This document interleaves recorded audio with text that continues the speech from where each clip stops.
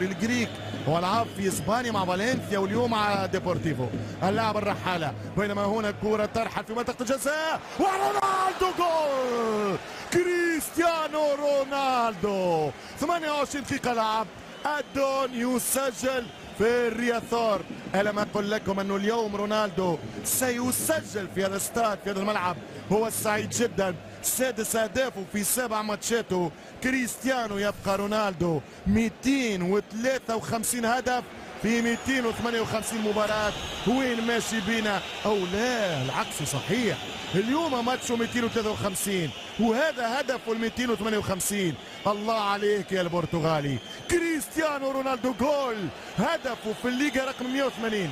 هذا الهدف هو رقم 180 لكريستيانو رونالدو على مستوى الليغا من 2009 في البلانكو ريال مدريد. هنا العرضية، هنا يغفل عليه دياكيتي، مترو في المترو الدنيا تخرب، في مترو مع رونالدو الدنيا تخرب. كريم بنزيما وراه فرصة بالثاني، خامس حطها له. ما اروعك يا ولدي، ما ابدعك يا ولدي، من اين لك هذا؟ اين تعلمت هذا؟ وتعلم خامس يتكلم. من اين لك هذا يا خميس؟ من اين لك هذا يا خميس؟ رودريغيز هداف المونديال، هدف من وراء هدف. بدا يدخل المنظومة، بدا يدخل السيستم، بدا يركب المنظومة وبدا يركب السيستم، بدا هو يركب المنظومة ويركب السيستم. 2-0 كورة ولا بالاحلام، على طريقة الافلام، على طريقة الكبار والاساطير. كورة وين يسكن الشيطان ضربه وقلق الشيطان في ماواه. الله عليك يا الكولومبي، الله منك يا الكولومبي، الله على هدف ولا اروع ولا اجمل ولا احلى من جدا. بنزيما حط الكرة، بنزيما وصلها يا بنزيما، والكرة رونالدو ما يرحمهمش. رونالدو الهدف الثالث، رونالدو الهدف الثالث، رونالدو الهدف الثالث. ألم أقل لكم دوبليتا لكريستيانو بمعنى من لحظات. رونالدو الطيبين هذوما ما يرحمهمش، هذوما الضعاف ما يرحمهمش. سامحوني عشاق ديبورتيفو، أحكي في معطى اليوم ولا أتكلم بمعطيات التاريخ. رابع أهدافه في الليغا، ثنائية لكريستيانو. من قال لكم أن لديه عقدة في الرياضور؟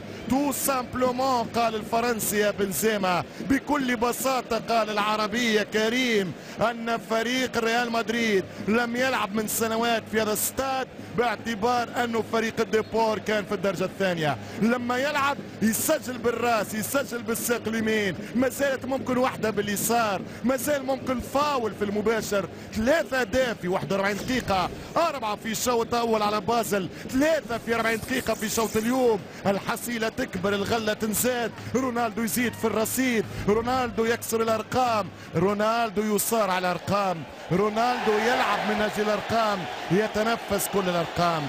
حكم المساعد ممكن تأثر بأجواء الملعب. هو ضربة جزاء كان صحيحة تتسجل، كان غالطة حرام باش تضيع، باش يشدها كاسياس ويصالح جماهير البيضاء للريال مدريد. كاسياس ركروني جول من رقم 8 اللاعب ميدون جانين الدول البوسني. يسجل هدف 7 في مرمى كاسياس في 4 ماتشات. صحيح الهجوم بدأ ينتعش، ولكن ايضا دفاع الريال هو المشكل بالنسبة للكوتش والميستر كارلو أنشيلوتي. هذه هي الراسية من هذه الزاوية. هل هناك لمسة يد أم ضربة جزاء؟ على اليسار إيكار والكرة في اليمين وجول.